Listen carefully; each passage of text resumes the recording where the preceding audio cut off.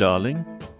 One of the great mysteries and great sadnesses of life is how much goes unsaid, how much love and how many secrets we take with us when we go.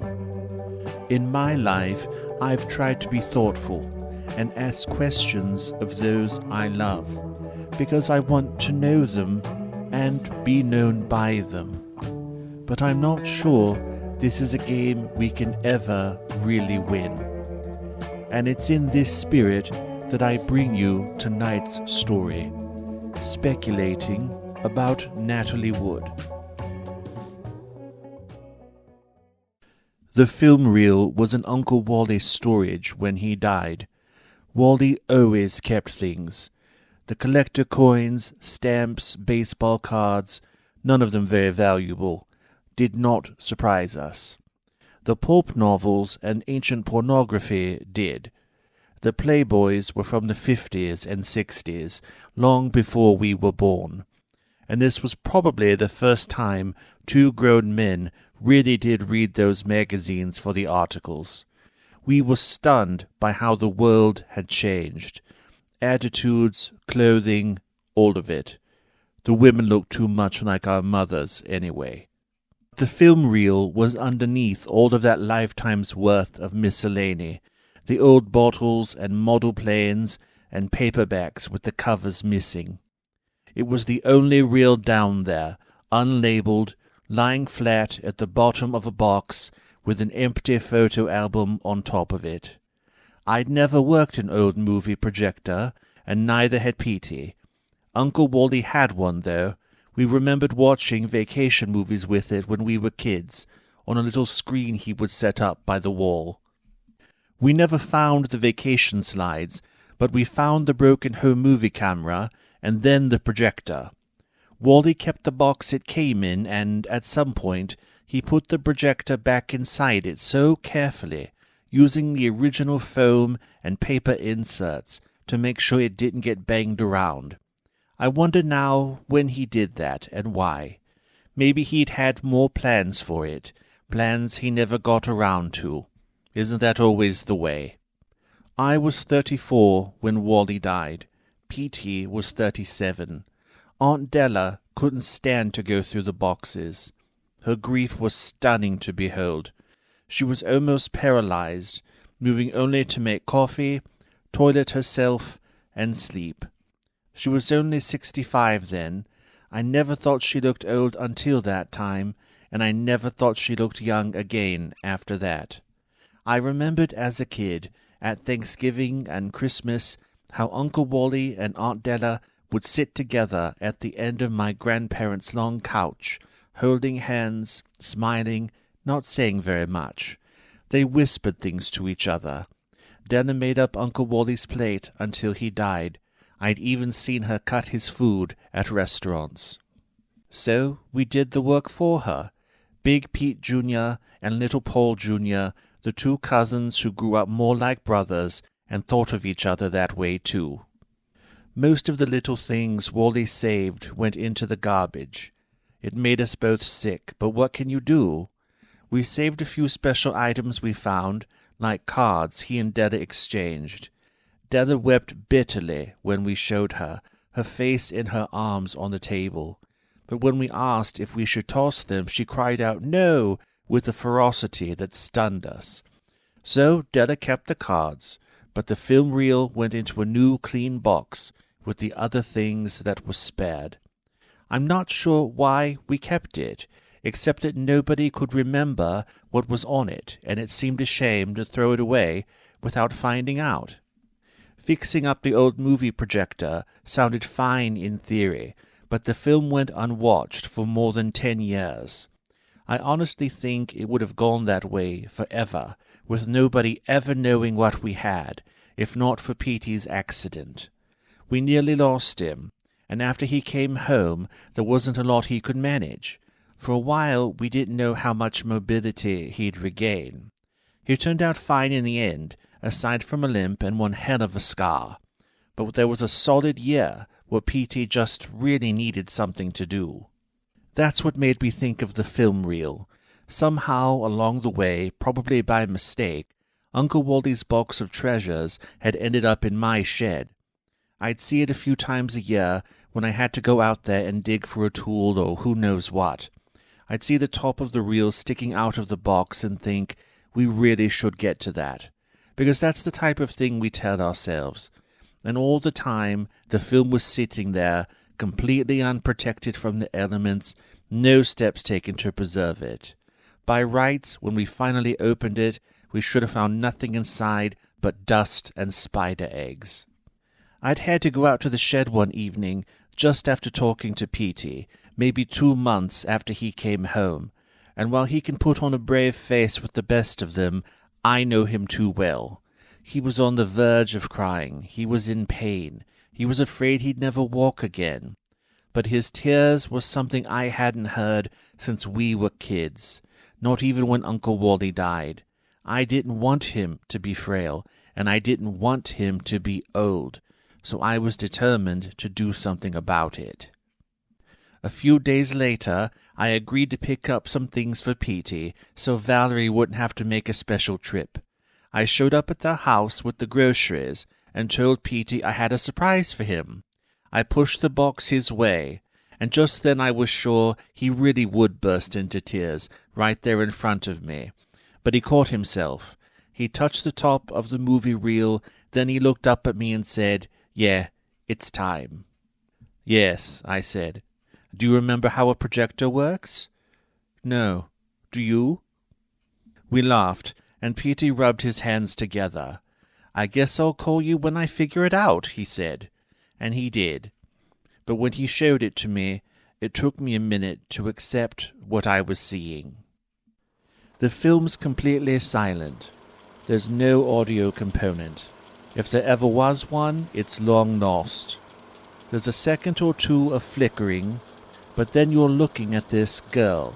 It's a head and shoulder shot, out of focus, but then it gets clearer. The girl looks Spanish or Italian, with dark eyes, dark brows, and beautiful shimmering brown hair down to her shoulders. She's looking down, and a big lock of hair is hanging over one side of her face. You can see she's got makeup on, and her eyes are winged, but the look is subdued. She's wearing a pink men's dress shirt, and as you soon discover, not much else. It feels 1950s. The focus is soft. Behind her is just a solid white background, but the ambient light has a bit of a pink tint to it, so the whole scene looks rosy. The young woman hams for the camera, making faces. Pouty, angry, seductive, confused. She's maybe 18, 20 years old. At one point she looks genuinely shocked and lets out a raucous laugh, and you can swear that you hear it even though there's no audio. Then back to her posing. She pushes up the back of her hair and bats her eyes. She blows a kiss. She's gorgeous. A flash of white and a bit of static, and now the camera is facing the backdrop. It slowly pans until the girl comes back into view. Now it's a full body shot. The dress shirt is just long enough to come down over her hips, and she's standing on a shaggy, peach-colored rug. Someone behind the camera is giving her instructions. She nods, smiles, tries to be serious, and bursts out laughing again. She's still listening to someone out of our sight, while the camera pans up to center on her face. A moment later, a young man passes in front of the camera, just for a second, slightly out of focus. The girl's eyes are on him. He's the one who's been speaking to her, and he's clearly our Uncle Wally, just younger and thinner than we ever knew him. Another brief break, and now the camera is a little above the woman. She's posed coyly on the rug, propped up on an elbow with her legs tucked in. With her other hand, she beckons to the camera, which comes in fast as if for a kiss. She appears to gently push the cameraman away and smiles. And that's the end. Altogether, it's less than 3 minutes. We knew we couldn't keep it from Aunt Della. We brought her into the garage, where we had our little theater set up. Della sat at the card table, with a glass of lemonade, looking at each of us curiously. But as was her way, she said nothing. We started up the film, and both of us stared at her. We watched her face go blank as she sipped her lemonade, and I remembered the clinking of the ice cubes over the whirring of the projector. But then her face went slack as the realization hit her. She said it so quietly, almost dreamily. "Oh my God, boys, that's Natalie Wood." And it really was. It never occurred to Petey and me, growing up, just how sad the holidays were for our family. My grandparents, Ernest and Mildred, were the proud parents of two strong, strapping sons, our dads. And they were also the parents to their eldest son, Wally, who wasn't. My dad, Paul Sr., married my mom when he was 19. He died while I was still in diapers, in a big multi-car accident that was all over the news. Petey's dad, Pete Sr., was a bit older than my dad. Petey's dad died less than a year after mine, serving his country in Vietnam. When we were little, Petey used to say he remembered his dad a little bit, which could be true since he was a toddler while I was just a baby. For Petey, his dad was a vague shape, picking him up or carrying him around on his shoulders, which was more than I ever had. But now Petey says he doesn't remember his dad anymore. He can't even remember claiming that he could. All our lives, Petey and I looked up at our dad's graduation pictures over our grandparents' fireplace. There was never any question in our minds about their identities, our connection to them, or the chain of events that had brought us all there. Our mothers were still young, so they remarried, and soon there were second husbands and more children, both new and borrowed. We would still see our grandparents on the holidays, though, and now I think how incredibly unfair for them. Their sons were gone, but here were their widows, with new husbands who surely could never measure up, and for whom the two lost sons were just a story. And the same was true for Petey and me. Our dads could never be real for us either. But Uncle Wally and Aunt Della were real. They were always there. At Thanksgiving, we'd all sit at a big table, where Wally and Della ate and always complimented the food, but otherwise said little. Grandma Mildred would talk to our mothers like they were neighbors, not daughters. And as a teen, I realized that our mothers never liked Grandma much, and only kept this holiday ritual out of obligation. The wedding photos for both dead sons were usually in a drawer in the spare room. I know because Petey and I found them there once during a visit without our moms, but they were always on display when our mothers were around. Those young, hopeful faces reflected the blinking lights of many a Christmas tree. Grandpa Ernest said the least of everyone. I guess that's where Wally got it from. He'd sit at the head of the table after dinner, smoking his pipe while the women went to the kitchen, and the two not-quite sons-in-law drifted off to who knows where. Pete and I would play with our trucks or army men on the floor in the living room, under the young and smiling faces of our dead fathers, and Grandpa would just stare at the pictures of his boys, while Wally and Della sat on the big couch nearby, motionless and silent, and always holding hands. We talked about Uncle Wally's mystery film reel for years, as our 30s gave way to our 40s, and then, before we knew it, the big 5-0 began to stare us down, and we cowered in its shadow, tasting mortality as we never had. Aunt Della left us, as quietly as she lived, ducking out almost politely, leaving as little fuss behind as she could. Next came our stepfathers, first Petey's and then mine. We were prepared to feel for our mothers to comfort them, as we felt little loss ourselves. But we were surprised by how our mothers took their bereavement in stride, as if they'd been prepared for the moment all their lives.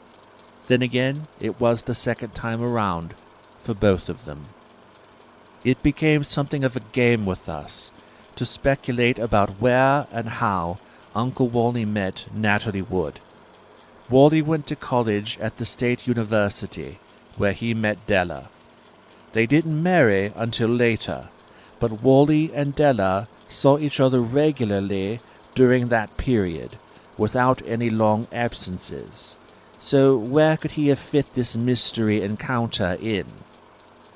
Then again, Wally had graduated high school early and started college a year late, spending the intervening time working a few jobs in town. He'd done appliance repair, worked at the radio station part-time, and also sold electronics.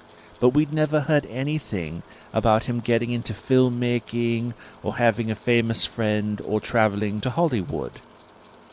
Wally was someone who there just weren't stories about. He wasn't an unattractive man, but he wasn't an all-American golden boy like our dads were. He needed glasses, he got plump early, and he stayed plump for the rest of his life. He was cautious, didn't take chances. The thought that he'd run into a famous starlet and shoot his shot was so unthinkable that if it was true, it would almost make him a different person in our minds. Petey and me had a million stories about our dads. The time they almost drowned fishing, the stress around draft cards and how Grandma thought she'd have a heart attack each time it came up, their romances with our moms, and so on. We could recite their biographies, these men who made us, who we never knew. On the other hand, we had a million memories of Wally, feeding us, taking us places, comforting us when we hurt ourselves playing, carrying us when we were tired, tucking us in, telling us he loved us. Yet in the end, it was Wally who we knew who was the cipher. And I think that's why we couldn't let it go.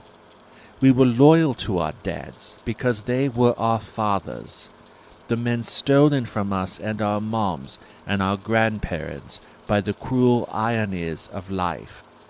But we loved Wally, really loved him, because we knew him.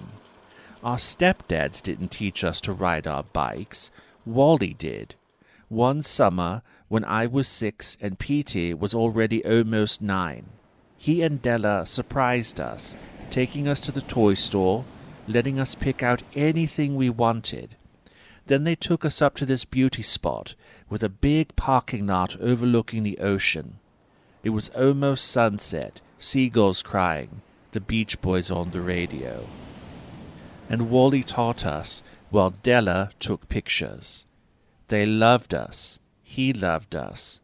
So if our dads didn't keep secrets from us, how could he? Sometimes I would ask myself, if we'd somehow stumbled upon and watched that reel a year before Wally died, what would he have said?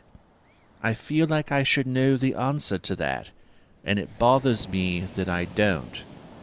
I know he wouldn't have lied to us and come up with some story, but I also can't imagine him opening up about this secret adventure. I think he would have refused to talk about it, even if meekly, because isn't that exactly what he did? Petey had a terrible crush on Natalie Wood while we were growing up. We were just kids when she died. I think Petey was 10 or 11. He was sad about it, I remember that. But he was a bit too young to be heartbroken and despondent the way a dramatic teenager might be. He didn't plaster his room with her image or write bad poetry in her honor. I remember some shock and sadness when we heard the news. It was the week after Thanksgiving, and we were staying at Wally and Della's, setting up their Christmas tree in the big window that overlooked the beach. Somehow, I don't know how, they knew precisely how to handle the sadness of little boys. With a light touch, proximity, and silence, to let the child fill the space with his own words when he was ready. I remember a few quiet, secret tears in the middle of the night, which I pretended not to notice. And then life went on.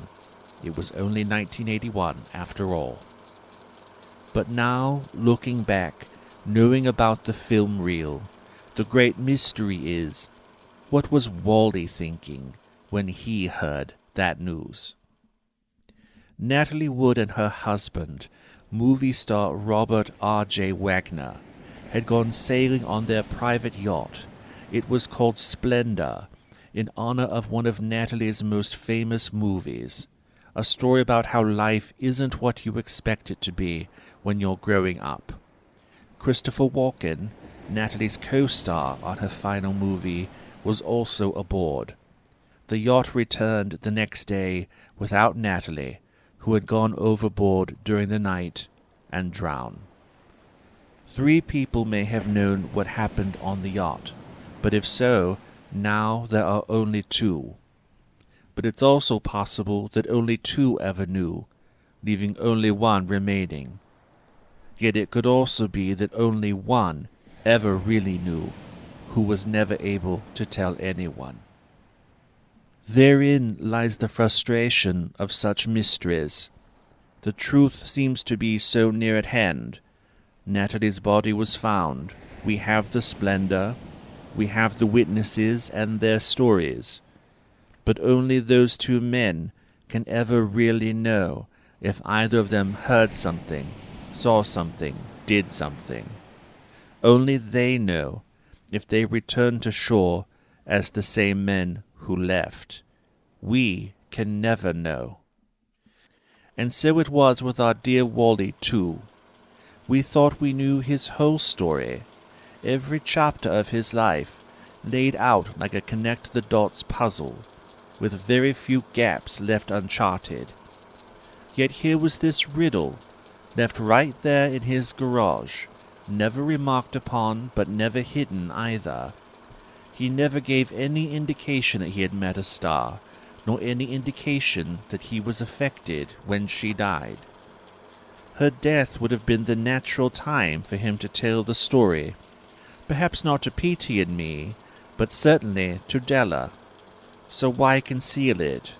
Had the girl claimed part of his heart that he never got back before she went off to become what she became? Or was it just an anecdote he'd find embarrassing to explain to his plain but doughty wife? Maybe both, maybe neither. Either way, truth is a slippery and maddening thing. C'est la vie. I was almost late to Petey and Valerie's wedding. It was springtime, 1991. I had moved out of state for school and was on my way home. I'd left plenty of time for the drive. I had a 1980 Bonneville that had been to Neptune and back, but I just needed it to hold out for this one last long trip. And it did. But about halfway there, I was out in the middle of absolute nowhere. It must have been Kansas or Nebraska, I think. Just flat plains for a long, long time. Cornfields, bean fields, wheat fields, now and again a muddy pasture with cows, and a sky so big and blue it looked like it came from some other planet. And then I saw this guy walking down the side of the road. He was a soldier. This was right when everyone was coming home from Desert Storm, so I was used to seeing the pictures on TV of men and women in desert fatigues, stepping off transports and hugging their families. This guy looked like that, probably around my age at the time, so really young. White guy, buzzed-off hair, looking sunburned, wearing those desert fatigues that always looked too heavy to me, like you'd roast in them, even though I know they're designed to keep the body cool. So I pulled up alongside the guy. I'd never picked up a hitchhiker before. The thought of it always scared me. Maybe I'd seen too many movies. But even though people did it all the time when me and Peter were growing up, and even Wally and Della did it, it just seemed too risky when I was traveling alone. But I kept thinking to myself what this guy might have gone through over there. A quick war is still a war, right? And now here he was, back home, presumably, hiking 100 miles in the sun. It just felt wrong. I rolled down the window and asked him if he needed a lift, and he sort of looked at me for a second like he didn't understand. I know how crazy this sounds, but right then and there I thought, this guy isn't real. I'm dreaming right now, or he's a ghost or something. It wasn't that he was transparent or floating or anything, but I felt like he wasn't in there, like he was just a body doing the motions. It felt off. A long time ago, I learned that if you ever wonder if you're dreaming, you should do something you would normally never do. So I pressed my knee into the underside of the dash until it hurt, just to prove that no, I wasn't dreaming, and this was real. Finally, the guy just nods, and he gets in the passenger seat. He mumbles something that I take as thanks, and I ask him to buckle himself in. A lot of people didn't wear seatbelts in 1991, but after how my dad died in that big car accident, it was a commandment in my family. The guy sort of looked at his hands for a minute, almost like he didn't know how, and I noticed how pink and sunburned his hands looked. But then he buckled himself in, I thanked him, and I pulled away. I asked him if he was going far, and this was the only time he said something clearly. He tipped his head back, sighed, and said, "Yeah, man, real far." I glanced at him. He'd closed his eyes. He had really long eyelashes, and they were blowing in the wind from the open window. I noticed he had a few days' worth of beard growth. How long had he been walking? I wanted to see if there was a name on his uniform, but I couldn't at the angle he was sitting. I could tell he was exhausted, so I just let him be for a while.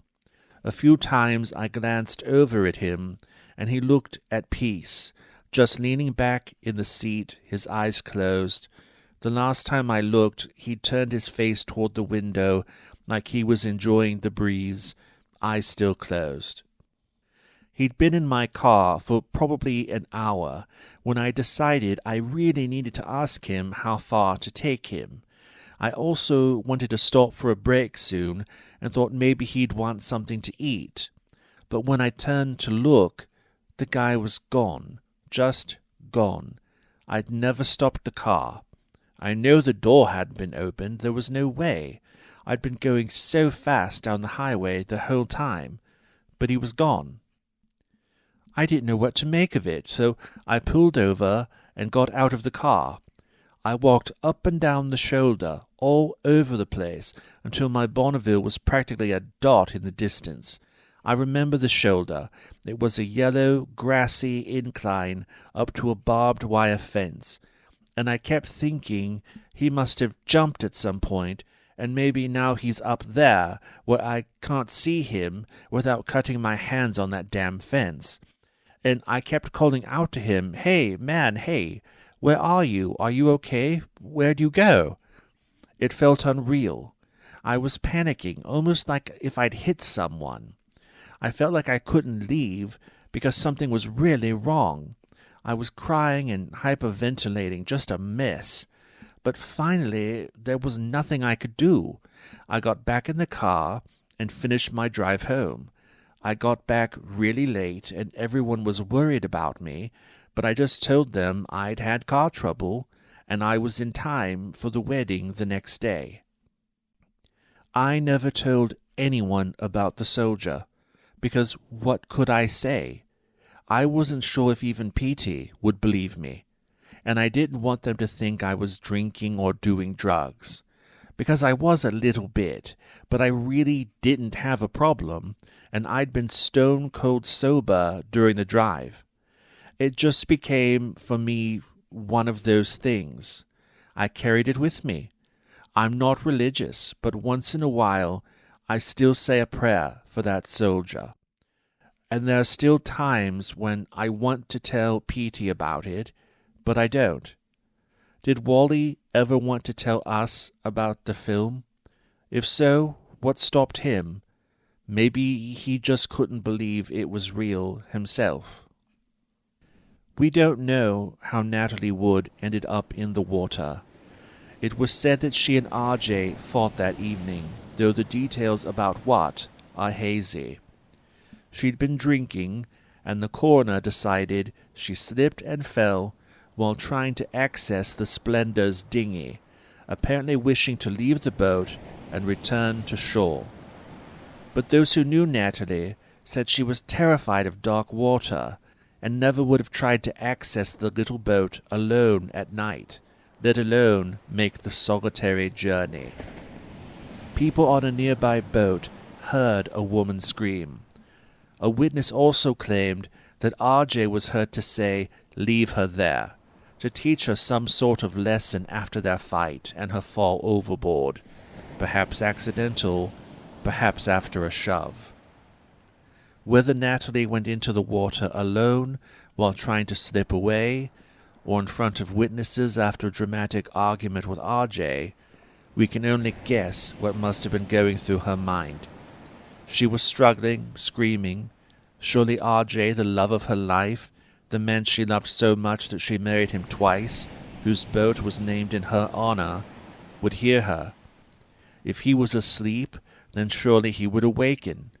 If his heart needed softening, then surely it would melt at her cries of terror and desperation. And if he intended merely to teach her some petty lesson, then surely at any moment he would consider that lesson taught, and he would pull her onto the deck, and this would all become an ugly episode she could consign to their past. But the rescue did not come. I wonder if she clung to hope, or if she cursed him. We can only imagine, if we dare to. It was about a month out from Petey's 50th, an hour before sunset, beginning of summer. It had rained earlier, and there was a full rainbow in the eastern sky. The streets were wet and shiny, but the sky was clear blue. People were back outside, tinkering in their garages, kids playing, radios on. It reminded me of being a kid myself, having fun, running around until I got thirsty, counting the days until Wally would drive up, with Petey sitting next to him, and the summer would really begin. I walked into Petey's garage with our usuals, a 6-pack of beer for him and some fruity wine coolers for me. But as soon as I walked in, something felt off. He was sitting alone in there, low lights, too quiet. The film projector was on. He'd just finished the reel, which was weird, because I didn't think he'd watched it in years. It was always more my obsession than his. At least, I thought so. But I could see his outline clearly there, in the dark. I flipped on the light and said, "Petey?" He sat up, wiping his eyes. He tried to stand, but he winced. His leg was never quite the same after the accident. There was silence for a minute, him not looking at me, and then he said, "Valerie left." I was struck dumb for a minute and just stood there slack-jawed before I finally came and sat next to him. "What?" "She said nothing's been the same since I got hurt, and she's burned out," he said. "She was my girlfriend. Now she's my nurse. She says there's nobody else. I believe her. Says she just wants to be alone, take care of herself because nobody has for a while." The tears came again as he added, "I don't blame her, Paul." I wanted it to be some kind of strange joke. How had I not seen this? How hard must they have worked to conceal such growing tension from me? I loved Valerie too. She'd been in my life since I was 15. In all that time, she'd been my big sister. There were things I'd told her that I'd never even told Petey. And maybe that was a mistake. Maybe we'd both had things we should have told Petey along the way, and maybe he'd had things he should have told us. Suddenly, he stood up, even though standing abruptly as he did must have hurt his leg terribly. He picked up his chair and threw it at the wall, grunting and cussing. I flinched. I'd never seen an explosion of anger like this out of Petey, not once in 40-plus years. He was red-faced, sweaty, crying. "God damn him," Petey said. "God damn who?" I asked. "Uncle Wally," he said, and the words poured out like lava. This could have been so simple. We could have just asked him if we'd ever found the film, if we ever knew. But we didn't know. A million opportunities to ask, a lifetime's worth wasted. And now he's gone. And, Paul, I don't think we're ever really going to know. Not for sure. And I can't stand it. I can't stand it. I took a deep breath. This was about so much more than Waldy's film, and I understood it. "We probably won't," I said. I looked down at my shoes for a minute. When I looked back up, he was staring right at me, and the tears flowed freely down his aging, ruddy cheeks. "Maybe," he said, his voice cracking, "maybe he had a whole other life. Maybe Wally was a real catch when he was young. Maybe before he ever got serious with Della, he went off to film school. Maybe his life was full of adventure. He met Natalie Wood before she was a star. He filmed her, and she broke his heart, and that's when he gave up that kind of excitement. He buried everything. He threw it all away, but somehow this one piece slipped through, or was his secret keepsake. And then he met Della, and realized she was ready to be his second mama, and he jumped at it and never looked back." I thought about Wally, him and Della huddled close on the couch, whispering only to each other, while the rest of the family chatted in the bright kitchen. Their quiet home with no children, except when they borrowed us, their orphans. That quiet house, just TV light and laugh tracks from the other room, the smell of coffee, Wally's thick glasses and plain suits, but always cards and roses on their anniversary, and in my heart I just knew a labyrinth of private things that we would never understand, because we weren't meant to. Had Della ever worn lipstick? I thought about her cutting Wally's food and singing to him like he was a child when he was 50 years old. I smiled and hugged my cousin. The tears were streaming down my face, too. "It's a nice idea," I said, "but I just don't think so." It's 1948, and a beautiful, fresh-faced, 10-year-old Natalie Wood is on the 20th Century Fox backlot with her mother. She's excited, of course. They both are, as Hollywood promises to be a marvelous adventure. Indeed, it already has been. And then, across the way, Natalie sees him. Robert R.J. Wagner, a boy-turned-man of 18, a heartthrob with designs on becoming a proper movie star. There's a swagger in his walk, an evident confidence that he's about to come into his own. He stops to sign autographs, his teeth too white, his hair sculpted to perfection. Mother and daughter silently watch him pass, Natalie with stars in her eyes, her mother with bemusement. And in that moment, still watching RJ, Natalie says, "I'm going to marry him." It's not hard to guess what was in each woman's mind. Natalie's mother likely thought, "Sure you will, dear," or some variety thereof, imagining the Rolodex of crushes big and small that were sure to fill her daughter's life in the coming years. while Natalie's mind, doubtless, was full of romantic dreams like all young girls have. But imagine her surprise if she could peer forward through the mists of time and see us now, decades on, wondering about her. She wouldn't, at 10 years of age, be able to understand the complexities of her future life, Hollywood dreams both fulfilled and dashed, a difficult and potentially toxic relationship, an early death that might not have been an accident. Perhaps she looked to us for answers, but we'd have none to give her.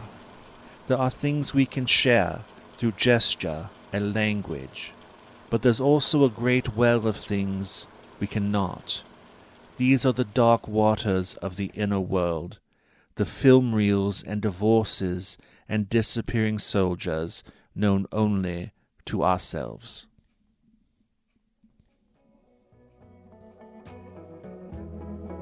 I would encourage you all, if your parents or grandparents are in your lives, or if there is someone else in your life who fills that role, to ask them things.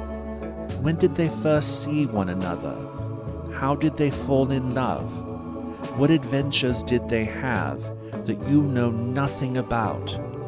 You'll likely be shocked at what you learn. And what you learn won't simply be interesting trivia. You'll find that you are building a greater understanding of this person you love. You are getting to know them as a whole person, not simply as the role they fill in your life. And that is a precious thing. It's a cliché warning to give, but we never know how long we have. Take nothing for granted, and do not pass on your opportunities. I find myself thinking, wow, here I am at the halfway point of my life already, when in fact I may have passed the halfway point long ago and simply not realized it. Let's not risk wasting any more time, just in case. Until next time, don't forget me. N'est-ce pas?